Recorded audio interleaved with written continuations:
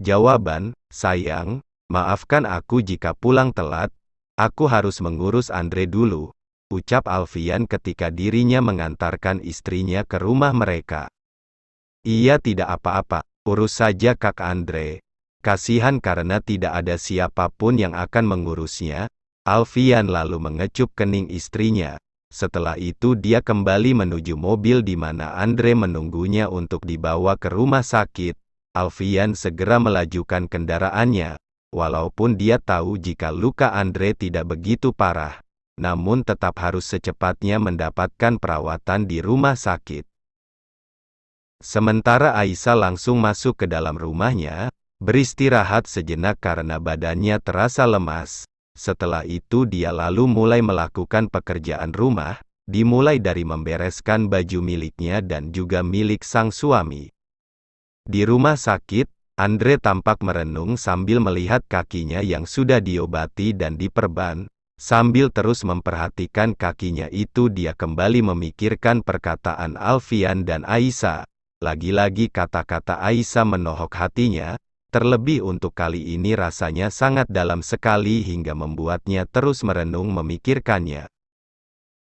Dia merasa jika apa yang dikatakan pasangan suami istri itu sangatlah benar, jika saja dirinya menjadi salah satu korban tewas dalam kecelakaan tadi maka saat ini bukan di ruangan VIP ini dirinya berada, namun sudah pasti berada di kamar jenazah rumah sakit ini.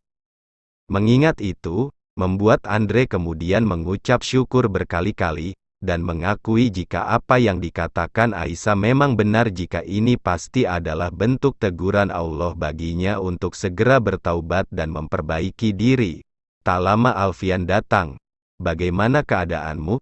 tanyanya sambil berjalan mendekatinya. Andre tak menjawab. Dia hanya memperhatikan wajah saudaranya itu. Alfian tersenyum, "Maaf, aku bercanda tadi. Kakimu baik-baik saja," ucapnya sambil mengamati cairan infus Andre. Andre menghela napas panjang, lalu menghembuskan kasar, "Jika butuh sesuatu panggil saja perawat. Jika aku tidak sibuk aku akan sering melihatmu ke sini." Andre terdiam tak menjawab.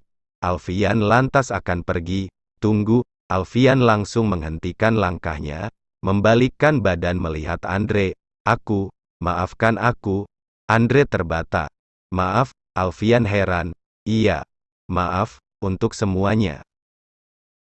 Alfian tersenyum, "Kenapa meminta maaf padaku? Bukan aku yang sudah kamu ingkari, tapi Allah.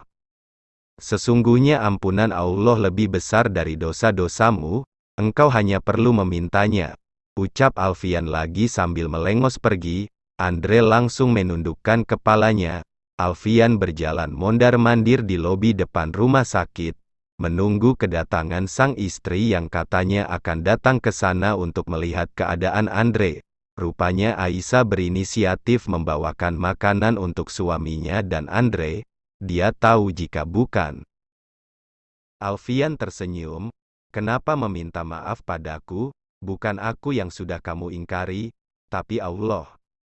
Sesungguhnya ampunan Allah lebih besar dari dosa-dosamu, engkau hanya perlu memintanya," ucap Alfian lagi sambil melengos pergi. Andre langsung menundukkan kepalanya. Alfian berjalan mondar-mandir di lobi depan rumah sakit, menunggu kedatangan sang istri yang katanya akan datang ke sana untuk melihat keadaan Andre. Rupanya Aisyah berinisiatif membawakan makanan untuk suaminya dan Andre. Dia tahu jika bukan dirinya dan sang suami, tak akan ada lagi yang akan merawat dan mengurus saudara suaminya itu di saat keadaannya yang seperti ini. Alfian tak bisa melarang istrinya yang ingin datang ke rumah sakit, walaupun sebenarnya dia ingin agar istrinya itu beristirahat saja di rumah.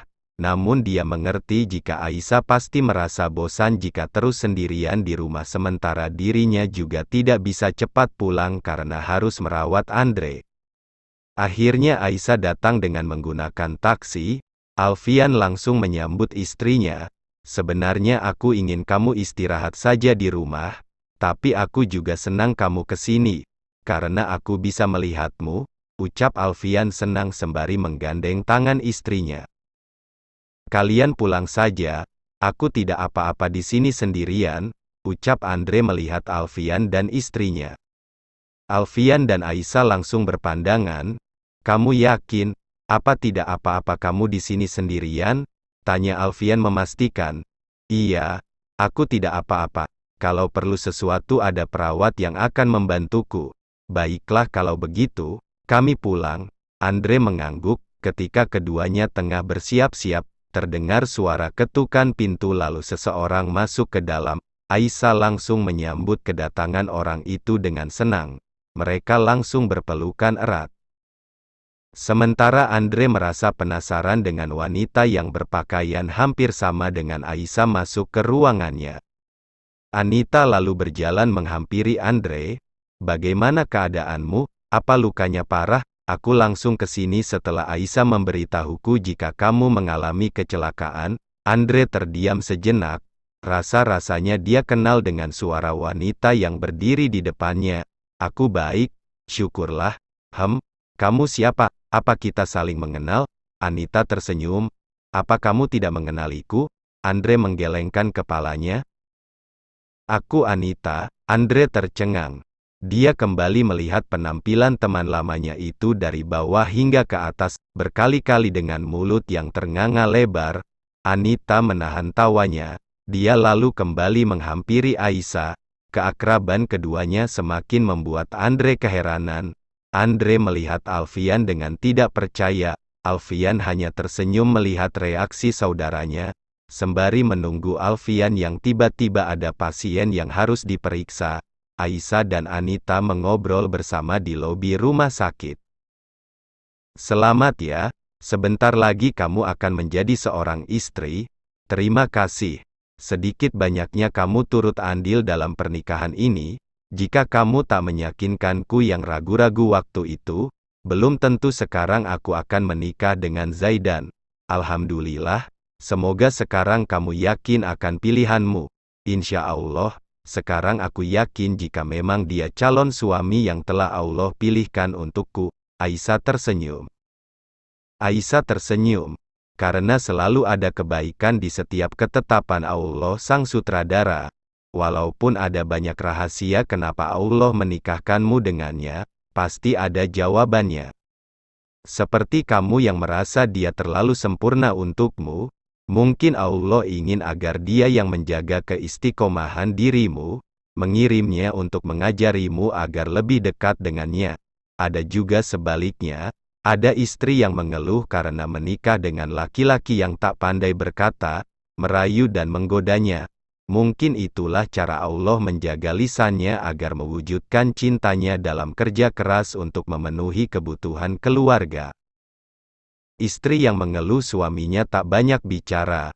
Itulah cara Allah agar heningnya menahan kita untuk banyak bicara, memutus rantai kalimat sanggahan yang kadang menuai perkara dalam rumah tangga. Ada juga istri yang mengeluh suaminya tidak kaya, yang membawa banyak uang setiap pulang kerja. Ingatlah walaupun sederhana mungkin itulah cara Allah menjaga kehalalan rezeki yang dibawanya. Istri yang mengeluh suaminya bukan pejabat yang mempunyai tahta, yang dipuja bawahannya. Tapi mungkin di balik kedudukannya yang biasa ia mampu menjadi imam keluarga yang mempunyai derajat takwa sempurna. Mungkin itulah jawaban mengapa Allah menikahkan kita dengannya. Jangan